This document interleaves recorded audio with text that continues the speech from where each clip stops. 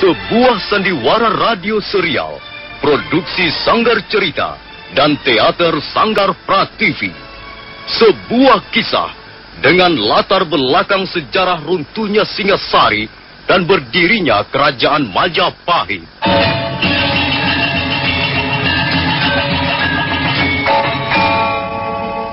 Kali ini mengetengahkan episode ke-8 dengan judul Angkara Murka Merajalela.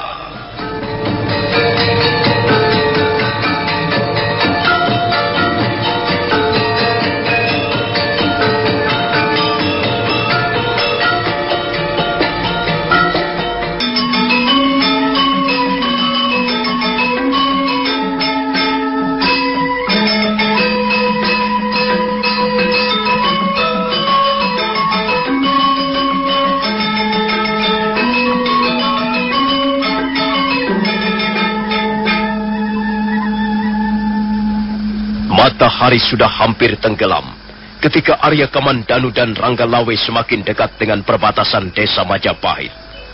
Kuda yang mereka tunggangi berlari bagaikan terbang di atas jalanan yang berbukit-bukit. Arya Kamandanu merasa lega dan gembira. Sekarang dia benar-benar mempunyai tekad yang mantap untuk ikut berjuang bersama dia Sang Gramawijaya. Dia tidak ragu-ragu lagi sedikit pun.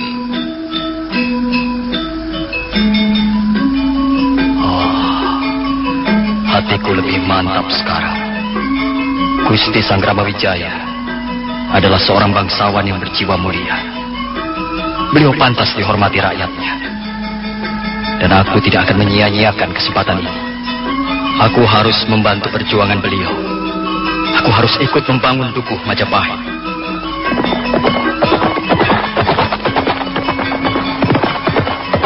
Kuda yang mereka tunggangi terus melaju. Dua ekor binatang itu dari kejauhan nampak seperti dua ekor semut yang bergerak perlahan-lahan. Makin lama makin jauh dan makin jauh. Mereka terus berlari meninggalkan debu yang mengepul di belakang mereka.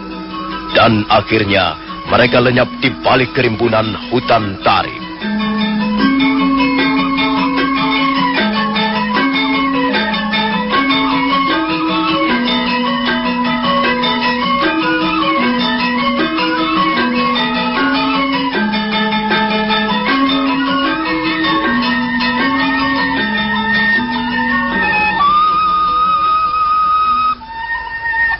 Gunung Bromo menjulang tinggi. Kabut putih melingkari punggungnya. Puncak gunung muncul dari balik kabut bagaikan istana para dewa, ikut menyaksikan keabadian di bawahnya. Angin berhembus turun, mengalir ke lembah-lembah dan bukit-bukit di sekitar Gunung Bromo. Pagi itu, puncak Bukit Panampihan kelihatan lengang. Beberapa ekor burung bertengger di pepohonan. Kemudian terbang lagi ke pohon-pohon yang lain. Rumah Dewi Tunjung Biru juga kelihatan sunyi dan lengang. Tak seorang pun nampak di halaman. Sakawuni tengah berbicara dengan ibunya di serambi depan. Lukamu sudah sembuh, Nduk. Nampaknya kau sudah sehat kembali. Iya, Bu. Saya sudah tidak merasa sakit lagi. Tubuh saya sudah segar kembali. Mengapa kau tidak tinggal di sini saja bersama Ibu Wuni? Tinggallah di sini saja. Kita bisa hidup tenang di sini. Suasana alam di sini sangat indah. Pikiran kita tidak akan ruwet. Tidak, Bu. Untuk saat ini, saya belum bisa tinggal bersama Ibu. Kau memang anak yang keras hati, Wuni. Saya masih mempunyai urusan yang harus saya selesaikan, Bu. Kau masih menaruh dendam pada ayahmu, Nat? Iya. Turutilah kata-kata ibumu. Hapuslah rasa dendam itu. Dendam hanyalah akan membuat susah diri kita sendiri. Jika seseorang masih menaruh dendam, artinya jiwanya belum dewasa. Dia telah berbuat tidak adil, Bu. Apakah dia tidak harus mendapat hukuman? Biarlah Sang Hyang Widi yang akan menghukumnya. Kita pasrahkan saja segalanya pada kekuasaannya. Tidak. Saya belum bisa menerima pendapat seperti itu. Saya tidak bisa membiarkan perbuatan seorang laki-laki yang membuat hidup kita menderita. Ibu telah dibuat malu dan disia-siakan. Ibu tidak tahan lagi, sehingga ibu terpaksa meninggalkan desa kelahiran. Sudahlah, Wuni. Sementara itu saya terpaksa hidup sendiri seperti anak liar, Bu. Saya tumbuh seperti bunga-bunga liar di hutan. Hati saya menjadi gersang. Jiwa saya menjadi tandus. Saya membutuhkan kasih sayang seorang ayah. Tapi harapan saya tidak pernah terpenuhi. Musim kemarau berlangsung sangat panjang. Saya hanya mengharapkan setetes air kasih sayang. Tapi itu pun tidak terpenuhi. Saya hanya memperoleh bongkah-bongkahan batu. Saya menjadi semakin dahaga, Bu. Uni, kau memang tidak bersalah. Tidak seharusnya kau menderita. Semua ini adalah kesalahan kami, orang tuamu. Tidak, Bu. Tidak. Ibu pun tidak bersalah. Laki-laki yang bernama Banyak Kapuk itulah yang salah. Sudahlah, Wuni. Sudah. Tidak. Ibu tidak bisa membujuk saya. Mungkin ibu bisa mengobati luka-luka saya akibat kena racun dengan bunga tunjung biru. Tapi ibu tidak bisa mengobati luka-luka di hati saya. Maafkanlah saya, Bu. Maafkanlah Sakabuni. Baiklah, Wuni. Baiklah, kalau memang begitu kemauanmu. Tapi dengarlah kata-kata ibu. Sebenarnya, tidak ada orang tua yang tidak mencintai anaknya. Ini sudah merupakan kodrat alam. Ini merupakan hukum kasih sayang. Cinta orang tua pada anaknya bagaikan air, bumi dan udara bagi tanaman.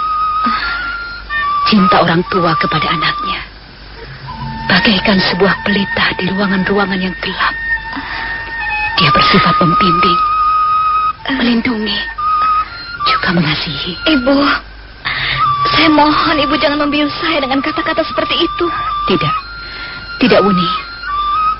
Ibu sedang mengatakan tentang kebenaran. Kebenaran yang hakiki. Kebenaran di sepanjang zaman. Percayalah pada ibu, Nduk.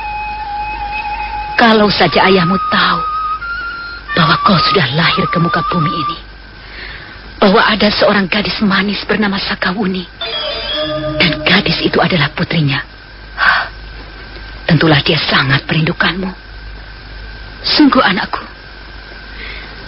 Banyak Kapuk boleh melupakan Ayu Pupuh, tapi dia tidak mungkin menyangkal hukum alam. Kalau dia tahu bahwa kau adalah putrinya, dia pasti akan menerimamu. Sudahlah, Bu, sudah. Saya tidak mau bicara lagi soal ini. Saya harus pergi sekarang, Bu. Baiklah, Wuni. Pergilah. Ibu akan mendoakanmu dari puncak Bukit Panampihan ini. Semoga langkah-langkahmu selalu dalam lindungan Sang Hyang Widi.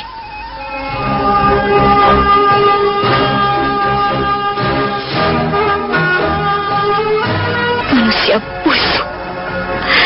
Kau benar-benar busuk, Banyak Kapuk. Aku tidak akan sudi mengakuimu sebagai ayah kandungku.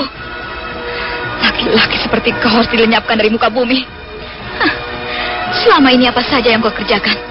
Kau hanya mencari kesenanganmu sendiri saja, Banyak Kapuk. Kau hanya mengejar kemewahan. Kau mengejar pangkat dan kedudukan. Dan kau telah sampai hati menterlantarkan ibuku. Banyak Kapuk. Aku harus membuat perhitungan denganmu. Ya.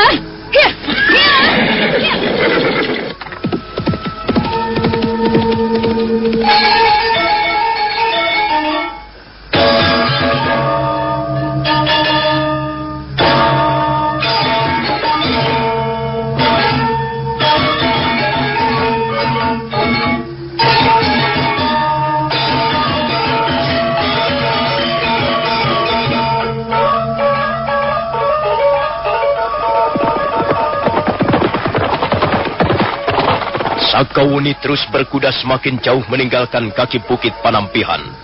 Bukit itu semakin lama semakin jauh dan akhirnya bercampur dan tenggelam di balik bukit-bukit di sekitarnya. Kuda yang ditunggangi Sakawuni telah meninggalkan Candi Kidal dan sekarang mulai mengitari kaki Gunung Bromo. Malamnya Sakawuni menginap di desa Hambal. Kemudian pagi harinya dia meneruskan perjalanan. Entah apa sebabnya, tiba-tiba saja dia mengarahkan kudanya menuju lereng Arjuno. Apakah dia ingin bertemu lagi dengan Arya Kamandanu? Sakawuni merasa kesal, tapi dia tetap ingin pergi ke lereng Gunung Arjuna.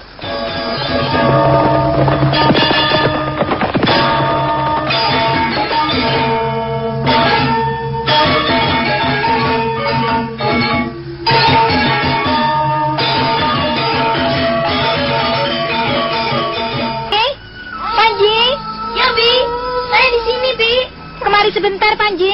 Ya, Bi. Ada apa, Bi? Kok adik kecil menangis terus? Adikmu ini manja sekali. Dia terus-menerus ingin digendong Bibi. Saya juga bisa menggendongnya, Bi. Mari, Bi, biar saya yang menggendong. Jangan, Panji. Kau masih terlalu kecil untuk menggendong adik. Nanti jatuh. Kalau Paman Kamandanu ada, Bibi bisa bergantian menggendong Ayu. Jadi, Bibi tidak terlalu capek. Sudahlah, Panji. Pamanmu sedang bekerja. Dan kita berdua juga harus bekerja di rumah. Tadi Bibi memanggil saya. Ada apa, Bi? Coba kau lihat. Apakah persediaan air bersih kita masih cukup, Panji? Sepertinya sudah habis, Bi. Tempayannya sudah hampir kosong. Kau bisa mencari air bersih sendiri di sungai bawah sana? Bisa, Bi. Mengapa tidak? Saya kuat memikul 2 guci air. Tubuh saya sekarang sudah kuat, Bi. Soalnya makan saya banyak. Lihat, tubuh saya sudah kuat. Sudahlah. Kalau bisa, cepat ambil guci-guci air. Dan pergilah ke sungai di bawah sana. Kalau berat, mengisinya jangan terlalu penuh, ya. Separuh saja. Iya, Bi. Hati-hati, Panji. Jangan buru-buru mengerjakannya. Nanti kau jatuh. Ya, Bi. Saya akan hati-hati. Kasihan Panji Ketawang. Dia harus bekerja keras membantu aku menyelesaikan urusan-urusan rumah tangga. Sudah 14 hari lamanya Kakang Kamandanu pergi ke Majapahit. Kapan dia akan kembali lagi ke lereng Arjuna? Ataukah dia tidak akan kembali lagi? Coba ya, sayang ya. Ada apa, Ayu? Ada apa? Haus ya? Aduh, kasihan. Coba ya, sayang ya. Cuk, cuk, cuk, cuk, cuk. Sungai itu sangat jernih. Airnya sampai berkilat-kilat. Dasarnya yang berpasir dan penuh batu kerikil nampak jelas sekali. Di samping jernih, air itu juga sangat dingin. Panji Ketawang sibuk memenuhi guci-guci airnya. Dia turun ke sungai sampai ke batas lutut. Setelah guci-guci airnya penuh, Panji Ketawang mengambil pikulan. Dia baru saja akan memasang pikulan itu ke pundaknya ketika mendadak seseorang telah berdiri di hadapannya. Ada apa, Panji Ketawang? Kenapa kau takut? Tenang saja. Aku bukan hantu. Coba kau perhatikan baik-baik. Masa kau lupa padaku, Panji? Siapa kau? Coba kau ingat-ingat sekali lagi. Aku tidak percaya bahwa kau sama sekali sudah lupa padaku. Ayo, lihat wajahku. Ayo, siapa? Kau Bibi Wuni? Ternyata kau masih ingat padaku, Panji. Iya, benar. Aku Bibi Wuni. Kau mau mencari Paman Kamandanu? Aku mau bertemu dengan kalian. Bukan hanya dengan pamanmu. Paman tidak di rumah, Bibi Wuni. Paman pergi ke desa Majapahit. Lalu, siapa yang ada di rumah? Bibi Mesin. Bibi Mesin di rumah. Bibi Mesin sedang menggendong Ayu. Ayu? Siapa Ayu? Adik kecil. Bibi Mesin punya adik kecil. Ayo. Bibi Wuni, kau mau melihat adik kecil? Bibi Mesin. Bibi Mesin. Lihat, siapa yang datang, Bi? Ada apa kok ini, Panji? Lihat, Bibi Mesin. Aku membawa siapa? Coba. Dialah Bibi Sakawuni. Dia dulu pernah tinggal di gubuk ini bersama kami. Mesin menatap Sakawuni yang masih berdiri di tengah-tengah pintu. Kedua orang wanita itu saling bertatapan untuk sesaat lamanya. Mesin segera mengenali siapa gadis yang sekarang berdiri di hadapannya. Oh, adik. Bukankah kita pernah bertemu? Ya, kita pernah bertemu beberapa kali. Adik datang bersama siapa? Aku datang sendirian saja. Bibi Wuni ingin bertemu dengan Paman Kamandanu. Oh, sayang sekali. Kakang Kamandanu pergi ke Majapahit. Sudah beberapa hari ini dia tidak di rumah. Mari silakan duduk. Mari silakan. Ya, terima kasih. Ayo Panji, tolong siapkan air minum ya. Ya, Bibi Mesin. Panji Ketawang lalu melangkah ke ruangan belakang, sementara Mesin menerima tamunya di balai bambu. Untuk sesaat lamanya, mereka berdiam diri. Saya ingat sekarang. Saya ingat bahwa adik telah beberapa kali menolong saya.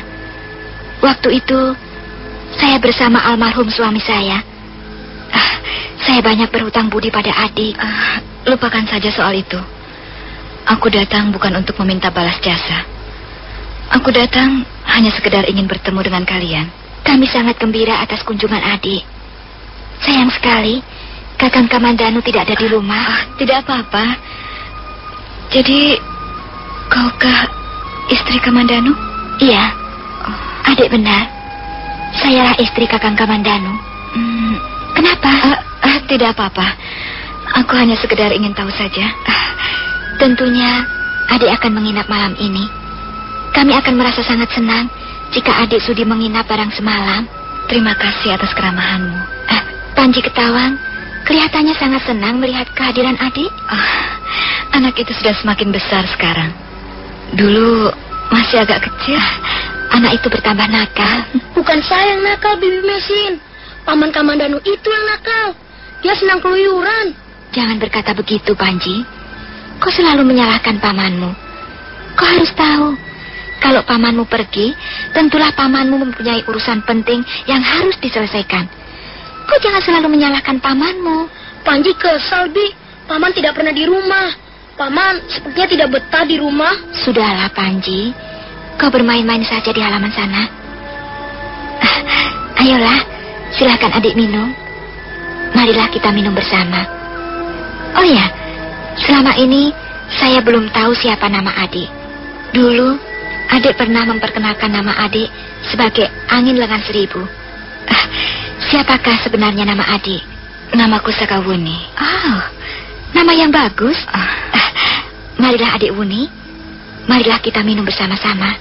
Terima kasih.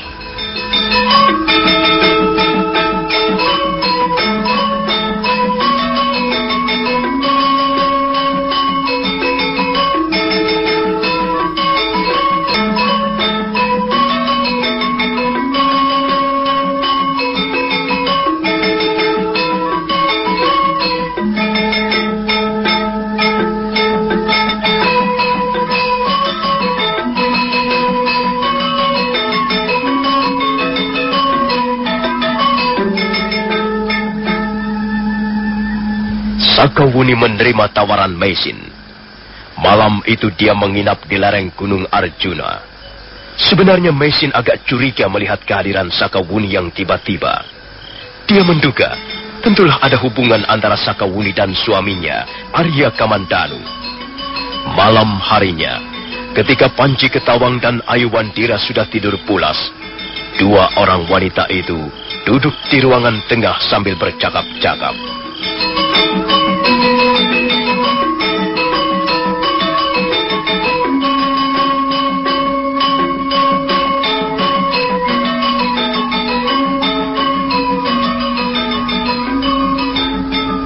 Jadi selama ini, Kakang Kamandanu selalu bersama adik Wuni? Iya. Iya, Kakak Mesin. Kamandanu selalu bersamaku. Dia terluka. Aku kasihan melihat luka-lukanya. Kemudian, dia aku bawa pulang ke rumah kakekku di desa Tanibala. Tapi, luka-lukanya nampaknya sangat parah. Lalu, bagaimana dia bisa sembuh? Dia saya bawa ke puncak Bukit Panampihan untuk menemui Dewi Tunjung Biru. Akhirnya dengan meminum air rendaman bunga Tunjung Biru, luka-lukanya bisa disembuhkannya kembali. Saya sangat mengucapkan terima kasih atas pertolongan adik Wuni. Saya sangat menyesal karena suami saya telah merepotkan adik Wuni. Jangan berkata begitu, Kak. Aku sama sekali tidak merasa repot. Walaupun bagaimana, adik Wuni pasti merasa kerepotan Karena harus menolong suami saya. Tidak ada yang mengharuskannya. Aku hanya kasihan padanya. Adik Uni, pastilah seorang gadis yang berhati mulia. Aku tidak perlu puji-pujian seperti itu. Kalau aku ingin menolong orang, aku akan menolongnya begitu saja. Iya, maafkan kalau ada kata-kata saya yang menyinggung perasaan adik Uni. Aku datang kemari hanya ingin tahu apakah luka-luka Arya Kamandanu sudah sembuh sama sekali. Sudah, Dik. Luka-lukanya sudah sembuh. Bahkan dia sudah bekerja seperti biasa lagi. Dan sekarang dia sudah bekerja di Majapahit. Mengapa kau mengizinkan dia pergi ke Majapahit? Ya, semula saya memang keberatan. Tapi akhirnya saya bisa memahami keinginannya. Katanya dia ingin bekerja untuk Gusti Sangramawijaya. Dia itu seorang laki-laki. Dia bisa mencari kesenangan di tempat lain. Mengapa kau bisa percaya pada omongan seorang laki-laki? Dia adalah suami saya, Adik Uni. Tentu saja saya harus mempercayai kata-katanya. Kau tidak takut dia akan melupakanmu? Seorang suami tidak akan mudah melupakan istrinya. Memang, suatu ketika dia bisa saja mendapat godaan. Tapi kalau dia seorang laki-laki yang tabah, dia tetap akan ingat pada keluarganya. Selama ini aku belum pernah bertemu dengan laki-laki seperti itu. Aku tidak begitu yakin apakah ada laki-laki tabah di dunia ini. Seorang laki-laki memang mempunyai banyak kelemahan, Adik Uni. Tapi sebenarnya kelemahannya itu bukan berasal dari dirinya sendiri. Sedikit banyak, sikap istrinya akan mempengaruhi sikap dan wataknya. Kalau kita beri kepercayaan, kalau kita berikan kesetiaan, kalau kita berikan pengertian, tentulah dia akan berusaha mengatasi godaan. Ya, mudah-mudahan saja suamimu itu tetap tabah seperti yang kau harapkan. Adik Wuni, ada apa sebenarnya? Tidak ada apa-apa. Aku senang bertukar pikiran seperti ini. Hal ini akan membuat pengetahuanku lebih banyak dan wawasanku lebih luas. Sebenarnya, kami adalah pasangan suami istri yang kurang bahagia. Apa? Apa yang kau katakan, Kakak Misin? Kami memang suami istri. Tapi kami tidak pernah merasakan sebagaimana halnya yang dirasakan oleh sepasang suami istri. Kami sepertinya mempunyai dunia sendiri-sendiri. Saya dengan dunia saya sendiri. Dan Kakang Kamandanu dengan dunianya sendiri. Kami pernah hidup satu atap. Tapi kami tidak pernah bertemu. Kami berdekatan. Tapi sebenarnya kami selalu berjauhan. Mengapa bisa begitu? Aneh sekali perkawinan kalian ini. Iya, memang aneh, Adik Wuni. Tapi itulah yang terjadi. Meisin kemudian menceritakan sejarah perkawinannya dengan Arya Kamandanu. Wanita berkebangsaan Mongolia itu bercerita sambil sekali-sekali mengusap air matanya. Tidak lupa dia menceritakan perihal hubungannya dengan Arya Dwi Pangga, sehingga menyebabkan lahirnya Ayu Wandira. Sakawuni merasa iba mendengar kisah yang dituturkan Meisin. Begitulah, Adik Uni. Bukankah di dunia ini tidak ada yang tidak mungkin terjadi? Semuanya serba mungkin. Dunia ini memang milik kita. Tapi rahasianya bukan kepunyaan kita. Saya sudah pasrah, Adik Uni. Kalau aku jadi kakak Misin, Arya Dwi Pangga itu sudah kubunuh. Mengapa harus begitu, Adik Uni? Membunuh orang itu tidak baik. Membunuh manusia berat dosanya. Kakek saya seorang pendeta penganut ajaran Buddha. Kakek saya sering mengatakan bahwa membunuh makhluk hidup akan membuat hidup kita dibayang-bayangi ketakutan. Ketakutan akan dosa-dosa kita sendiri. Tapi kita tidak boleh tinggal diam dan membiarkan manusia-manusia buas seperti itu berkeliaran. Kita tidak bisanya pasrah kepada keadaan, kah? Sudahlah, Adik Uni. Saya sudah merasa cukup bahagia dengan apa yang saya terima sekarang ini. Kalau Kakang Arya Kamandanu masih menggenggam sebungkah kekecewaan karena sejarah kelahiran Ayu Wandira, saya akan menerimanya. Saya cukup tahu diri. Bahkan kalau ada seorang gadis yang mencintainya dan Kakang Kamandanu mencintai gadis itu, saya akan dengan rela melepaskannya. Jangan berkata begitu, Kakak Mesin. Kamandanu itu sekarang sudah menjadi suamimu. Kau harus mempertahankannya. Kau harus membuat kubu untuk menyelamatkan perkawinan kalian. Apakah kubu atau benteng buatan manusia dapat melawan nasib? Nasib bukan urusan kita, Kak. Mengapa kita harus memikirkannya? Kau tidak boleh putus asa, Kakak Mesin. Menurut pendapatku, kau adalah wanita yang paling tepat untuk mendampingi Arya Kamandanu. Sekalipun banyak menderita, tapi kau tetap berhati suci. Kau jujur dan setia, dan kau tabah. Arya Kamandanu membutuhkan seorang wanita seperti kau, Kakak Mesin. Saya kira adik Wuni terlalu berlebihan memuji saya. Saya tidak suka memuji orang. Saya mengatakan apa yang sebenarnya. Malam itu, Saka Wuni tidak bisa tidur dengan nyenyak. Mesin juga sekali-sekali terbangun karena Ayu Wandira menangis. Dua orang wanita itu tidur dengan mimpinya masing-masing. Pagi harinya, Mesin terbangun dan mendapatkan sebuah daun lontar yang tergeletak di atas tempat pembaringan Saka Wuni. Ada selembar daun lontar. Jelas ini adalah tulisan Saka Wuni. Rupanya dia sudah pergi. Rupanya diam-diam dia pergi. Mungkin ada sesuatu yang ingin disampaikannya padaku. Kakak Mesin, kalau kau membaca tulisan ini, aku sudah pergi. Aku kagum pada kepribadianmu, Kakak Mesin. Kau seorang wanita yang berpengetahuan luas dan berhati mulia. Sang Hyang Widi pasti akan melindungimu. Aku tidak pernah menyesal telah menolongmu.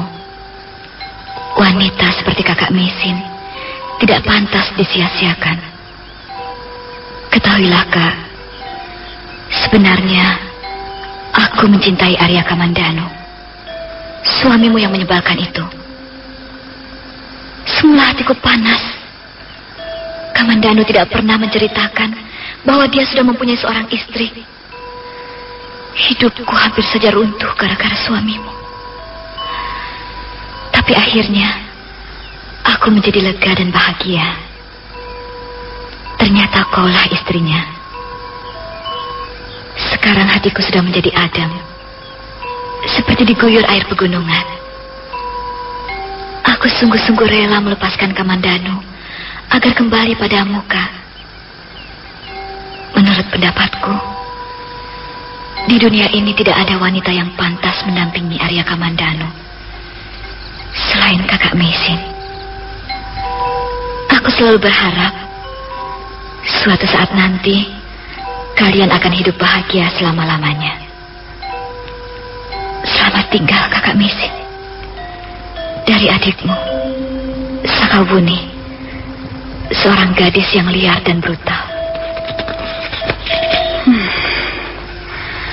Aku sudah menduga sebelumnya. Saka Wuni pasti mencintai Kakang Kamandanu. Aku bisa melihat kilatan-kilatan cinta itu bersembunyi di balik tatapan matanya. Kasihan Saka Wuni. Kakang Kamandanu tidak boleh begitu. Seharusnya dia berterus terang. Tapi mungkin saja dia juga mengharapkan cinta Saka Wuni. Mungkin saja begitu. Dan kalau memang begitu, aku rela melepaskannya. Aku tahu Saka Wuni seorang gadis yang baik dan setia, walaupun penampilannya agak liar. Bibi Mesin, lihat Bi, lihat, ayo ngompol, adik kecil ngompol. Aduh, ngompol ya? Ayo ngompol ya sayang ya. Aduh, sini. Sana Panji, ambilkan popok di belakang ya. Ambilkan popok untuk Ayu. Cup ya sayang ya. Cup. Aduh, banyak sekali pipisnya. Sekarang ini Kamandanu berada di Majapahit. Apa aku harus pergi ke Majapahit juga? Masa bodoh. Aku ke Majapahit bukan untuk menemui Arya Kamandanu. Ingatanku tentang laki-laki itu sudah kucampakkan ke pinggir jalan. Aku ke Majapahit untuk menemui banyak kapuk. Ya. Ayo katakan Pak Tua. Katakan di mana anak gadismu, Iya Pak Tua. Katakan, kami tidak akan berbuat kasar kalau kau mau berterus terang mengatakan di mana anak gadismu. Mengapa tuan-tuan mencari anak gadis hamba? Pak Tua. Iya Tuan. Anak gadismu itu memang cukup cantik, Pak Tua. Nah, itulah sebabnya kami akan mencarinya. Apakah itu aneh, Pak Tua? Iya Pak Tua. Maaf tuan-tuan, maaf. Anak gadis hamba itu sudah tidak tinggal bersama hamba lagi. Jangan begitu Pak Tua. Percayalah, anak gadismu itu tidak akan kami apa-apakan. Tenanglah Pak Tua. Paling-paling hanya akan kami beri kesenang-senangan. Ampun tuan-tuan, ampun. Hamba terpaksa tidak bisa membantu tuan-tuan. Memang sebenarnya anak gadis hamba itu sudah tidak tinggal bersama hamba lagi. Kalau tidak tinggal bersamamu lagi, dia tinggal di mana sekarang? Ayo Pak Tua, katakan saja. Kami hanya akan meminjamnya sebentar. Nanti setelah 2 hari, kami akan mengembalikannya lagi Pak Tua. Betul Pak Tua. Kau tidak perlu khawatir. Atau kau mau uang? Mau? Ini, terimalah Pak Tua. Ampun Tuan, ampun. Hamba memang orang susah. Tapi hamba tidak bermaksud menjual anak gadis hamba Tuan. Hei Pak Tua. Jangan bicara sembarangan ya. Awas. Nanti wajahmu akan kubikin rusak. Kalau kau tidak mau segera mengatakan di mana anak gadismu itu sekarang berada, tulang-tulangmu akan kupatahkan. Ayo cepat. Ampun Tuan, ampun. Hamba benar-benar tidak tahu Tuan. Kurang ajar kau tua bangka. Sudah tua bangka tidak tahu diuntung. Ayo, kita gebuk saja dia. Ayo, gebuk sampai mampus. Ayo. Iya, ayo. Ayo.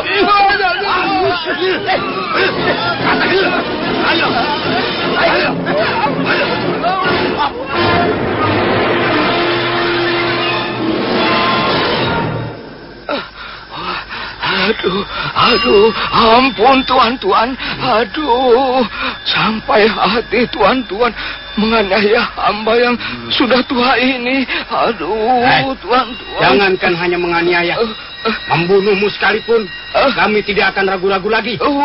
Kalau memang kau tidak mau mengatakan di mana anak gadismu berada. Pak Tua, kau jangan menjadi orang bodoh. Cukuplah dengan menjadi orang tua saja. Dengan menyerahkan anak gadismu itu pada kami, kau justru akan menjadi orang yang lebih terhormat. Apa kau tidak tahu siapa kami? Ya, tahu Tuan. Tuan adalah prajurit Kediri. Nah, itu tahu. Makanya jangan sembarangan menghadapi kami. Kami bisa berbuat sesuka hati kami jikalau ada orang yang membuat hati kami kesal. Cukup jelas? Iya, jelas Tuan. Jelas sekali. Sekarang katakan, di mana anak gadismu itu? Ayo cepat katakan Pak Tua. Kami sudah tidak sabar lagi. Waduh bala, ampun Tuan. Hamba tidak tahu. Mungkin mungkin dia dibawa kabur pacarnya Tuan. Sudah 2 hari ini dia tidak pulang ke rumah hamba. Kurang ajar kau Pak Tua. Bisa saja kau membuat alasan. Kau memang harus dibikin babak belur. Benar, Kakang. Kita bikin saja dia babak belur. Dua orang papa. Dua orang prajurit itu sudah hampir bergerak bersama-sama. Mereka sudah mengepalkan kedua belah tangannya masing-masing untuk menghantam Pak Tua yang berlutut di pinggir jalan. Tapi mendadak mereka mengurungkan niatnya karena mendengar derap kaki kuda mendekat.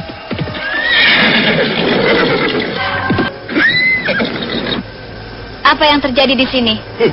Apa pedulimu? Kalau kau mau lewat, terus saja lewat. Ini bukan urusanmu.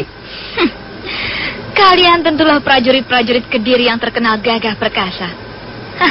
Tapi sayang sekali, rupanya kalian belum pernah belajar menjawab pertanyaan seseorang dengan baik. Kau sudah tahu bahwa kami adalah prajurit-prajurit Kediri. Mestinya kau bisa berbuat sopan pada kami. Ayo, turun dari kudamu. Jangan berbicara dari atas punggung kuda seperti seorang pangeran pati. Cepat turun. Sebenarnya aku tidak ingin turut campur urusan kalian. Sebenarnya aku hanya ingin liwat. Tapi karena kau menyuruhku turun, baiklah, aku akan turun. Tapi dengar, kalau aku turun dari kudaku, bukan berarti aku takut atau gentar menghadapi prajurit-prajurit Kediri. Ya.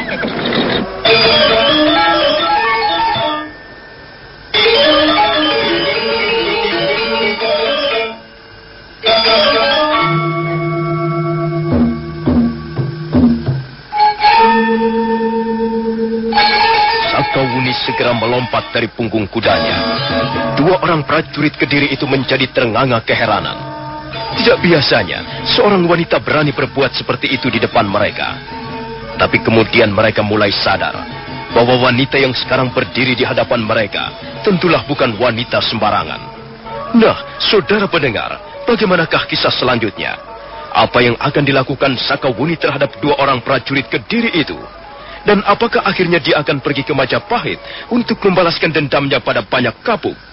Saudara pendengar, silakan menunggu seri berikutnya. Sampai jumpa.